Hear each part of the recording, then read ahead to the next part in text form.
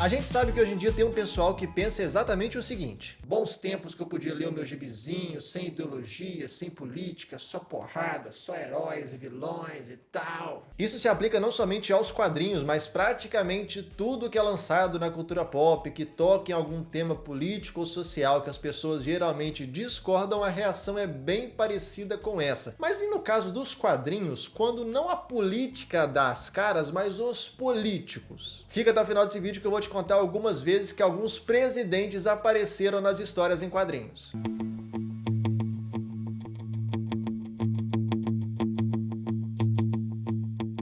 Fala pessoal, tudo bem com vocês? Sejam bem-vindos a mais um vídeo aqui do Falando Cinema. E antes da gente começar com o nosso conteúdo, aquele recadinho de sempre. Confere aqui embaixo se você já é inscrito no canal e se você não for, aproveita para se inscrever, clica no sininho, ativa as notificações, deixa o like no vídeo de uma vez, não deixa para o final, deixa aquele seu comentário para ajudar no engajamento e também aproveita para seguir o Falando Cinema nas outras redes sociais, porque vira e mexe tem conteúdo que é exclusivo para lá, e aproveita também para conhecer o podcast Falando Cinema, que é publicado aqui no YouTube no formato de vídeo, mas também no YouTube Music, no Apple Podcasts, no Amazon Music, no Spotify, enfim, todo agregador de podcast você encontra a gente lá.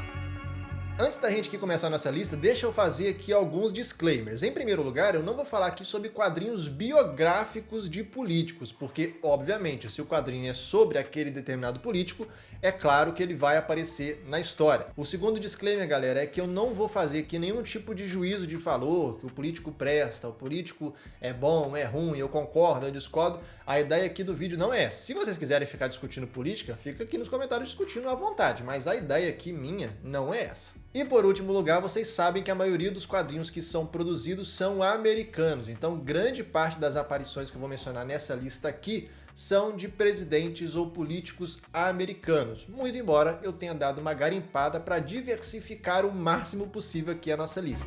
Vamos começar do começo com os chamados pais fundadores dos Estados Unidos. Foi na revista Action Comics que nós tivemos a estreia do maior super-herói da história dos quadrinhos, que é o Superman. Ela foi uma das revistas mais longevas da história dos quadrinhos. Começou lá em 38 com a estreia do Superman e a numeração original só foi descontinuada pela DC lá em 2011, mais de 70 anos depois. No ano de 1976 estava se completando 200 anos da independência americana e pensando nessa data comemorativa, rolou um mini arco dentro da revista da Action Comics com o Superman, onde surgiu um personagem alienígena da galáxia de Andrômeda chamado Carb-Brack. Quando ele estava no planeta natal dele, ele desenvolveu meio que uma alergia de outras pessoas e quando ele ficava perto delas, ele ficava com febre, muito descontrolado e os médicos não sabiam exatamente que doença era aquela, como é que eles iam tratar. O negócio foi piorando até que ele decidiu sair do planeta natal dele e buscar para ele um novo lar, com um planeta com uma condição atmosférica bem semelhante do planeta natal dele. E adivinha em qual planeta que esse camarada vem parar? A cidade de Townsville! Até aí, beleza. Ele vem aqui pra Terra, ele consegue colocar, vamos dizer assim, uma carapaça de ser humano, porque ele era um metamorfo, alguma coisa assim, muito embora ele desprezasse o planeta Terra, falasse que aqui era um bando de primitivos, selvagens e tal, que não tinham tecnologia, conhecimento. Só que aí surge um pequeno problema, porque num belo dia, ele estava no ônibus e quem estava no ônibus era o Clark Kent, que estava junto com um cara chamado Steve Lombardi, que é tipo um concorrente do Clark Kent no âmbito ali do jornalismo. Aí o que aconteceu? Muito embora o Carb-Brack não fosse kryptoniano, a estrutura corporal, biológica dele era bastante semelhante com a dos kryptonianos. Então, quando ele estava no mesmo ambiente que o Clark Kent, volta a ter aquela febre, ele começa a ficar descontrolado, dá um problema, tem um acidente lá, e nisso daí acontece a clássica cena do Clark Kent saindo de cena, voltando como Superman, algo que eu quero ver bastante nesse próximo filme do Superman, capitaneado pelo James Gunn, porque é um clássico dos quadrinhos, essa parada dele ir pro beco e abrir aqui, revelar a roupa por baixo, é algo maravilhoso, e nisso daí tem uma treta dos dois, só que aí acontece um outro problema, não com o Carb-Brack, mas sim com o Superman, porque o Superman também começa a ficar febril, começa a ficar fraco, ou seja, a mesma parada que afeta um, começa a afetar o outro. Depois que acontece essa treta, obviamente o Kirby Brack fica completamente preocupado, porque enquanto o Clark Kent estiver vivo e ele também estiver no mesmo local, vai voltar a doença dele, vai ter problema, vai dar um BO ainda maior, o disfarce dele vai acabar caindo por terra, enfim. E nisso daí ele fala, mano, pra isso aqui dar certo, pra eu continuar aqui nesse planeta, eu vou ter que me livrar desse Superman. E nisso daí o Kirby Brack começa a fazer tipo uma investigação para descobrir qual que é a identidade secreta do Superman.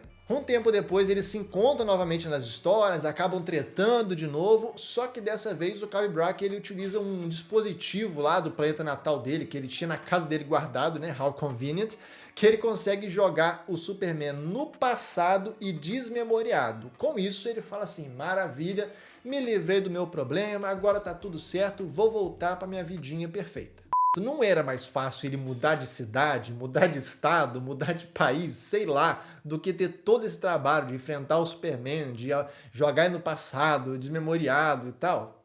Quando o Kirby Brack joga o Superman no passado, a história seguinte já começa com o Clark Kent lá em 1776, como jornalista desmemoriado, mas que foi designado pelo próprio Benjamin Franklin, que era dono do jornal, para fazer a cobertura jornalística da assinatura da Declaração de Independência. Só que é claro, galera, nós estamos falando aqui de uma revista de super-herói do Superman da década de 70. Em questão de algumas páginas, ele já começa a perceber, eu corro mais do que todo mundo, eu sou mais forte do que o normal. Então, muito rapidamente ele começa a ter uns lapsos de memória e tal. Então, ele rapidamente percebe, eu tô no tempo errado, eu não sou quem eu acho que eu sou, tem um negócio diferente. Mas antes dele de fato perceber 100% a situação que ele estava, ele ainda consegue deter lá uns espiões ingleses que estavam tentando roubar a Declaração de Independência e deixa esses caras sob a custódia do George Washington, que viria a ser o primeiro presidente dos Estados Unidos. A participação desses personagens históricos é bem rapidinha e bem pontual, mas essa integração do Superman, evitando que o negócio fosse roubado,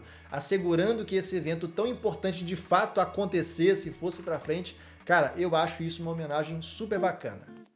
Em segundo lugar, vamos falar de um presidente que literalmente mudou a história dos Estados Unidos. Muito embora os Estados Unidos, durante toda a sua história, tenha se envolvido direta ou indiretamente em uma série de guerras e conflitos, só aconteceram duas guerras dentro do território americano, que foi a Guerra de Independência e a Guerra de Secessão. E quando a gente fala da Guerra de Secessão, a principal figura política que a gente pensa é logo no Abraham Lincoln.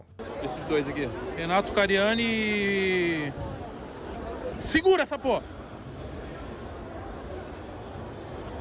Calma. Flank, calma! Para de rir! Não, mano, eu sei. Americano, eu sei, ele tem um filme de vampiro dele. Foi presidente. Eu sei!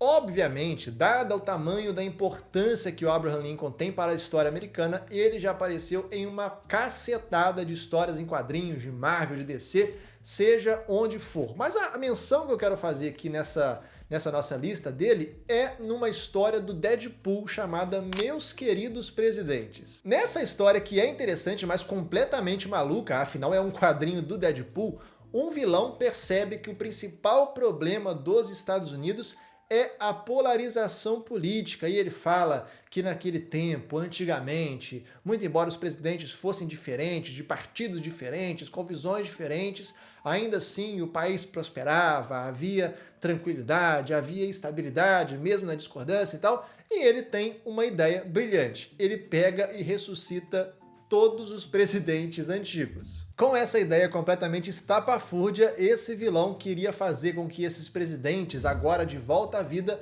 unissem novamente os Estados Unidos para que todos os problemas fossem resolvidos. Mas galera, pelo amor de Deus, é quadrinho do Deadpool, é quadrinho de super-herói, então obviamente o tiro sai pela culatra, a magia não dá certo, eles voltam como zumbis superpoderosos, eles não querem se unir para ajudar ninguém, tá todo mundo querendo matar um ao outro, e eles querendo matar porque eles olham pro Estados Unidos de hoje em dia e falam, meu Deus, olha, na minha época não era assim, então tem que destruir essa nação.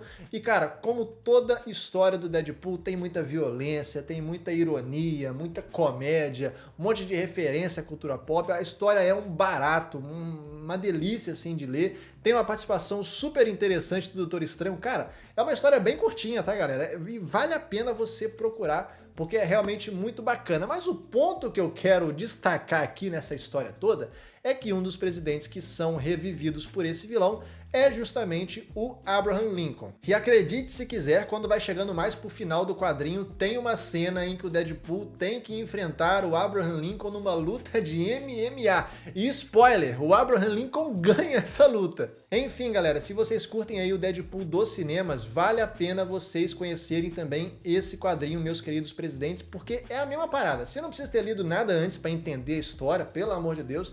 Mas ó, história sem compromisso, que não se leva a sério, escrachada, comédia, violência, aquilo Deadpool que vocês, todos nós que assistimos os filmes, já conhecemos, cara. E o quadrinho curtinho, tranquilo de ler, cara, maravilhoso.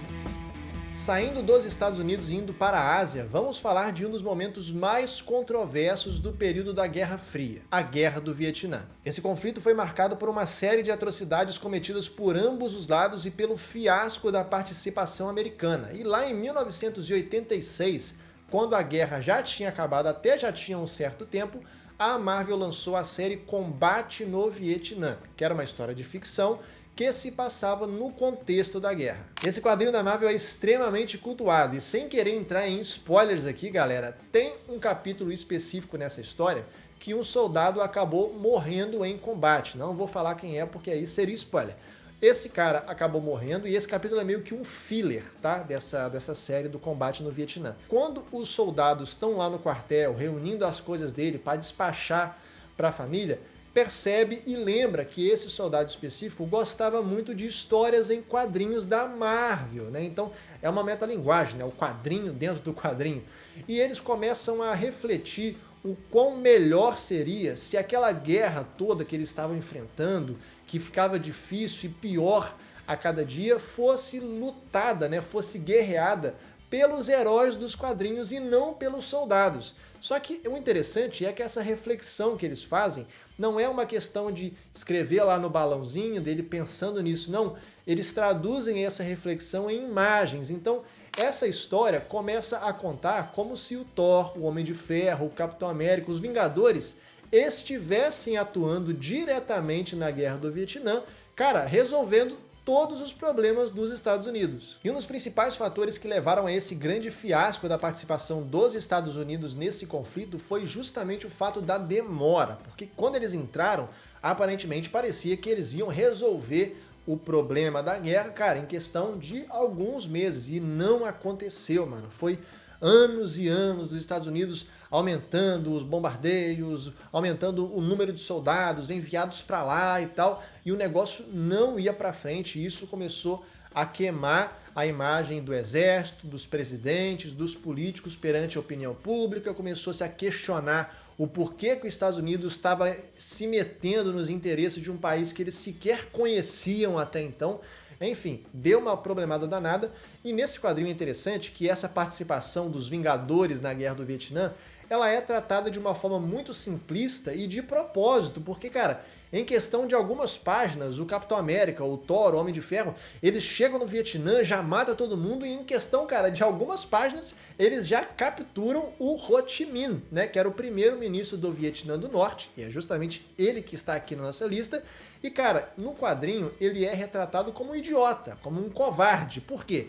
A reflexão que eles fazem, né, dessa atuação dos Vingadores é do ponto de vista dos soldados americanos, cara. E, tipo assim, é isso que às vezes eles queriam enxergar dos vietnamitas, como se eles fossem uns seres primitivos, selvagens e inferiores a eles, porque eles eram o maior exército do mundo, a grande potência do mundo e não sei o quê. E essa visão que eles colocam do Ho Chi Minh, o grande líder, né, do Vietnã do Norte, sendo um idiota, sendo um covarde na história, cara, isso é de propósito, porque toda essa série Combate do Vietnã, é claro que tem a parte do soldado, da guerra, da ação, que é bastante interessante, mas tem muito a parte da crítica social que era feita não necessariamente aos soldados, né? Por vezes sim, mas não necessariamente a eles, mas para a galera que estava por trás de todo esse conflito, cara, que não ajudou em absolutamente nada os Estados Unidos e muito menos o Vietnã.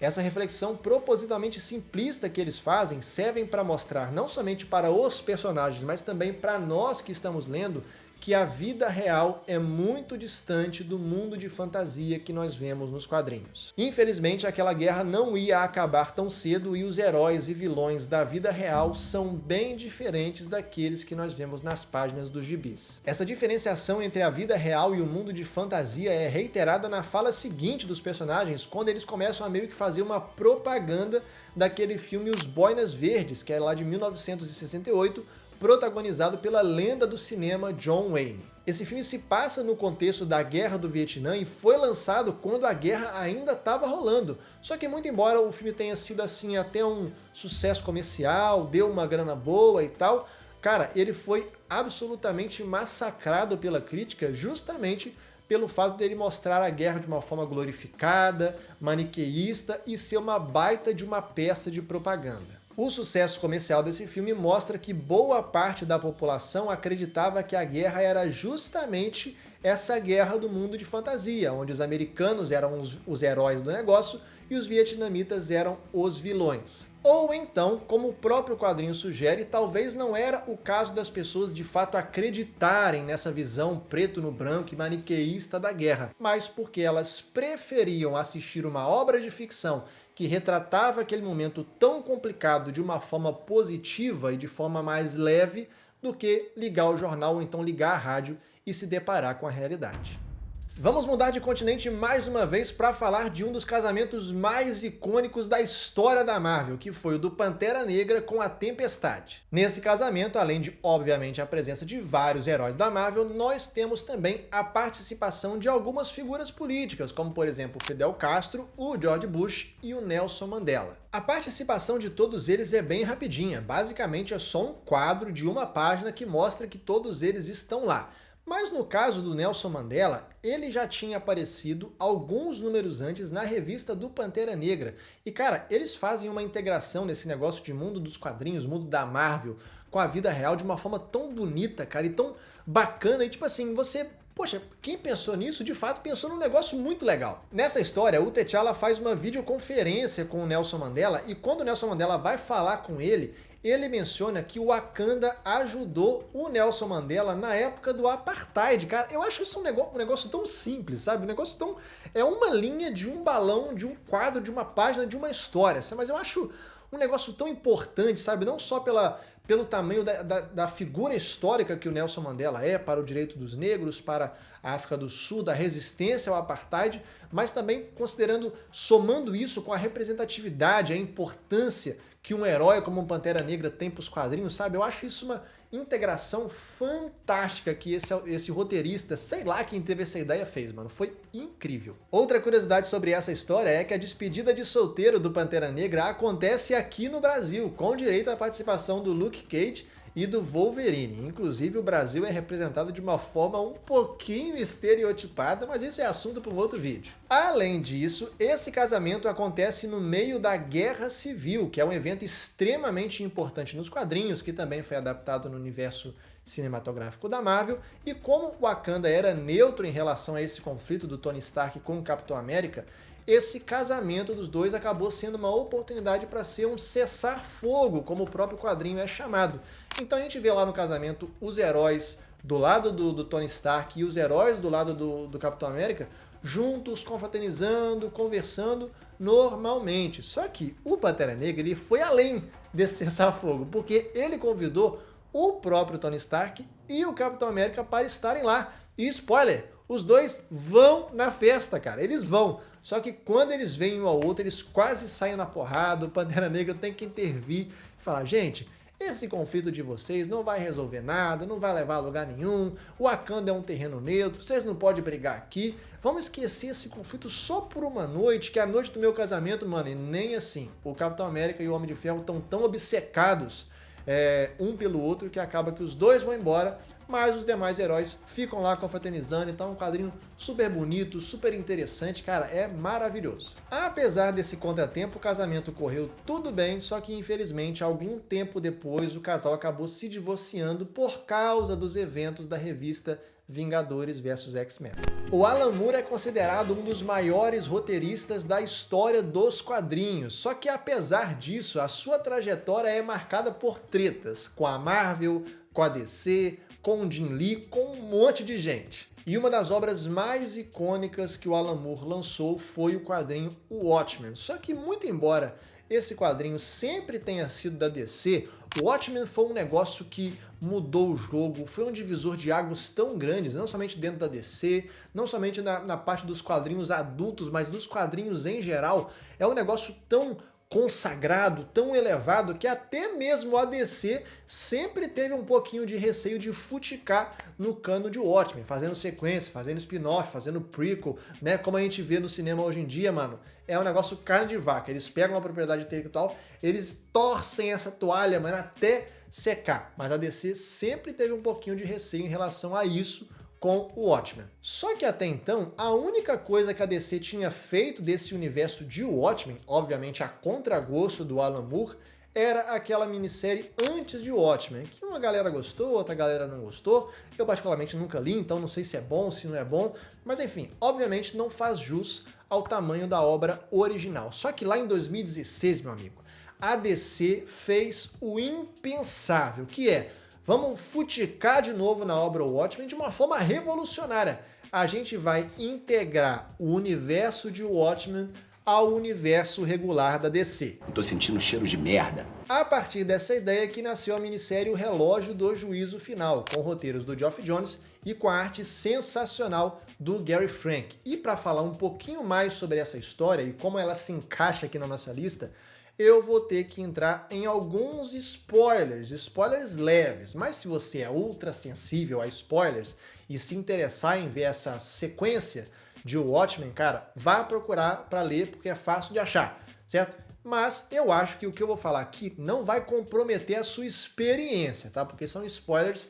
bem leves, mas enfim, vocês estão avisados. Nessa história existe algo chamado Teoria Superman, que diz basicamente o seguinte: como a atividade meta-humana dos quadrinhos da DC ela é 100% concentrada nos Estados Unidos, surge uma teoria da conspiração que diz que o governo americano utiliza-se dessa narrativa, dessa questão. A gente tem um monte de meta-humanos aqui, a gente tem Superman, tem Liga da Justiça, tem Jovens Titãs, tem Batman. Se vocês mexerem com a gente, vai dar ruim para vocês.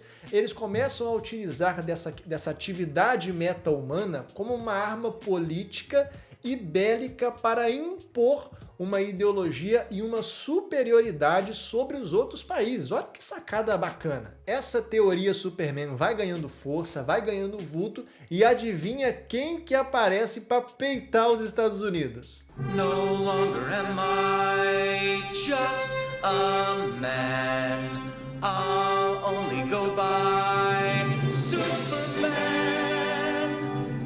O Putin acreditou na teoria Superman e a Rússia cria a sua própria equipe de meta-humanos, meio como se fosse a Liga da Justiça da Rússia. E essa atitude do Putin começa a ter repercussões. Os outros países também têm interesse em ter a sua própria equipe, para também estar, vamos dizer assim, dialogando com as grandes potências. Eles querem abraçar, eu concordo com um, concordo com o outro. A tensão vai escalando, mano. E aí acontece uma tragédia, cara, um acidente trágico. Por quê?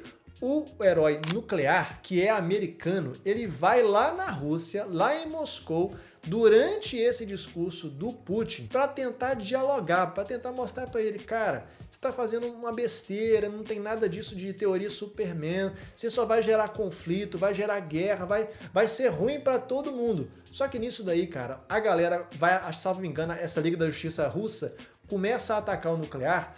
E aí eu não sei se foi num ataque de fúria, se foi num acidente que ele fez, o nuclear acaba soltando o seu poder e nisso daí vários civis são transformados em vidro. Aí, mano, o Putin não perdoou, declarou guerra contra os Estados Unidos, e aí, mano, o Superman, vendo tudo aquilo, mano, ele ficou doido e teve que rachar fora de Metrópolis e, cara, em questão de segundos, ele teve que brotar lá na Rússia porque ele queria conversar com o Putin e convencer ele a não levar isso pra frente. Só que nem assim adiantou, bicho. Nem o Superman conseguiu convencer o Vladimir Putin de que aquilo tinha sido acidente, que não tinha nada daquilo, que era melhor não levar aquilo pra frente, e o bicho pegou. Só vou falar isso, porque se eu falar mais do que isso, aí a gente vai entrar em spoilers mais pesados.